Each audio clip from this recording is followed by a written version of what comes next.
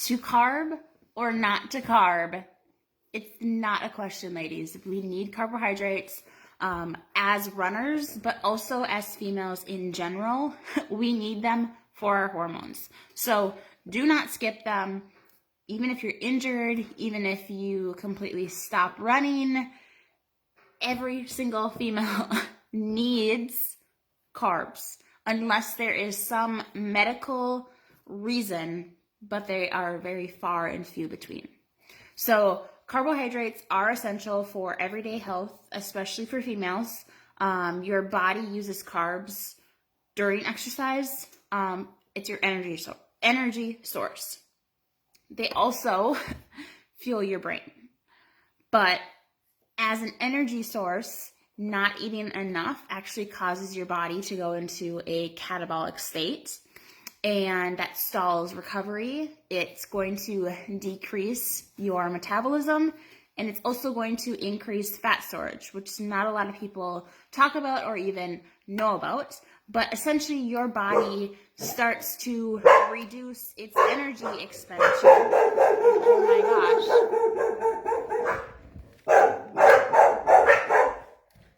Let's just take it to a different room. So essentially, your body does not know when it's going to receive adequate fuel again. So it's going to reduce its energy expenditure.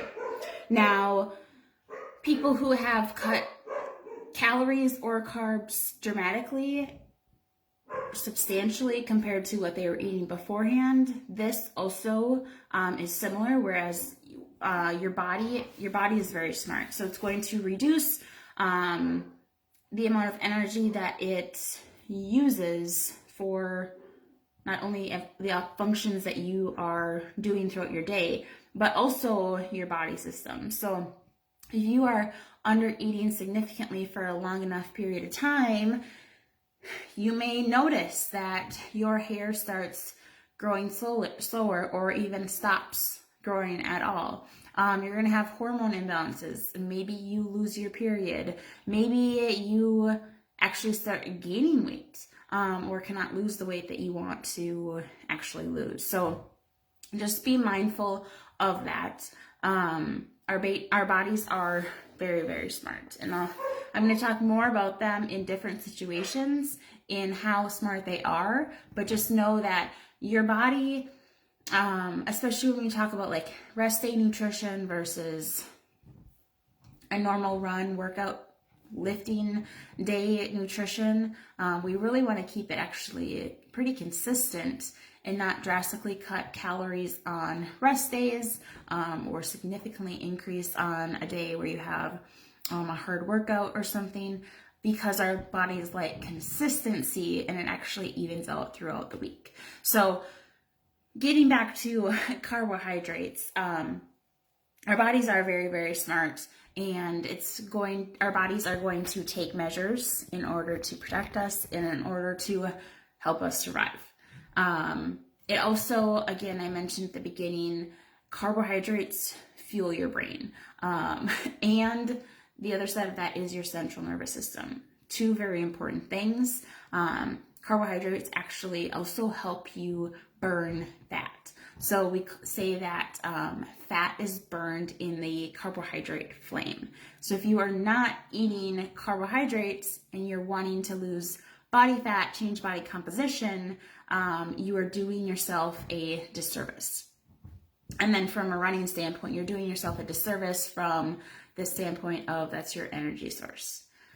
It's also going to help preserve muscle tissue by preventing your body from using protein as a primary energy source. If you do not have a stock of carbohydrates, or if your glycogen stores are empty, if you've completely depleted them, if you're going very low carb, yes, your body will start using other sources, and its next source is muscle. So if you think about like a show like Survivor, those people lose a lot of weight. And yes, show is very different today than it was when I originally started using it, or started watching it, but they get very, very little food, and they do lose a lot of weight over the time period that they are there. But to a certain extent, some of that is also muscle they're losing because they have completely depleted their glycogen stores, and they're also significantly under eating. So their body is taking different measures to protect itself. Your brain also uses about 60% of your carbohydrate, of your resting glucose utilization. So of the glucose that you have in your body, your brain is using 60% of that. So if you think about people who are in a brain fog, they're trying to cut out carbs from their diet, they're trying to lose weight so they aren't eating carbs, they're doing keto, especially females. Again, remember, males and females are different. Males tend to do okay with keto. We don't know the long-term effects of it, but they tend to keep the weight off even after they add back carbs. Now, that's not for every male again, but we're talking about females here. So when we talk about people doing low carb, getting this brain fog, not being able to focus, it's because they're starving their brain of one of its primary fuel sources. Your brain doesn't have anything as fuel to function properly. So please don't skip the carbs. I cannot emphasize how important they are. And I try to prioritize, right?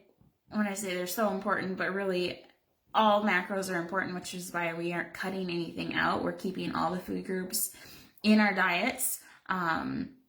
We're just learning how to use them to our advantage and to help us with our training and with our running and with our lifting and everything. Your body is benefiting from carbs. Now, you can get into certain health situations where it may not seem like it's benefiting you. If you have certain conditions like candida, you may not be able to eat certain carbs. If you have certain sensitivities, you need to get to the root causes of them. I'll talk more about that as well. But skipping the carbs slows down your body's ability to recover. You're not able to absorb all the nutrients that you want and should be able to absorb. And really, a balanced meal is the best meal. So you need carbs in all those meals. Now, talking specifically about like a post-workout meal, the combination of protein and carbs is actually like magic. They really work together to increase our glycogen storage rates. They reduce inflammation. The combination also boosts your immunity. So I mentioned in the welcome video, or maybe the first video, that our recovery window is a lot different than males.